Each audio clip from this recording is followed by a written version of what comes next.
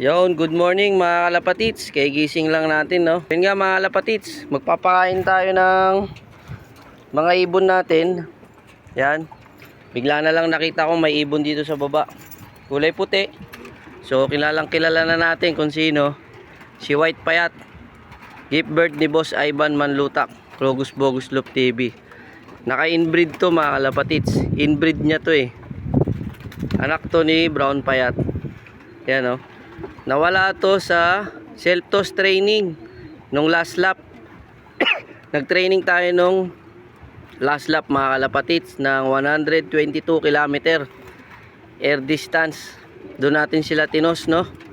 Siya yung hindi nakabalik, tsaka yung asawa niya hindi nakabalik. Yung asawa niya nakabalik after 3 days, pero siya hindi nakabalik.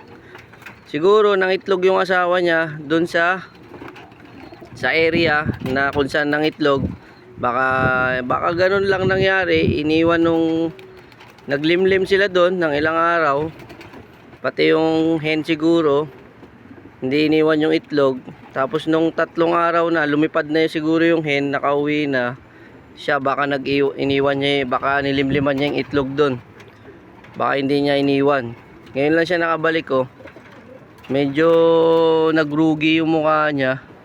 Ayan, oh, nanirahan siya sa labas. Oh. Dapat i-separate natin kasi baka mamaya may dalang sakit.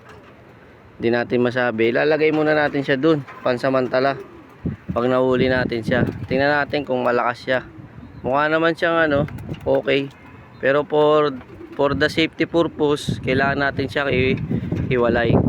Baka meron siyang kung anong dalang sakit eh. Hindi natin alam. Pakakaway mga warriors natin. Ganyan naman yung ginagawa natin pag may umuwi. Obserba natin ng mga 1 linggo. Let's go mga kalapatits, pakain muna tayo. Alright. Ayun si White Payat. Sayang. Hindi nakatapos ng karera kasi hindi na naisampa sa last lap dahil nawala na nga siya ng 122 km self toss. Ay ko na, babalik to eh. Alright. Basta buhay pa eh. Okay mga kalapatids, hanggang dito na lang muna. Bye.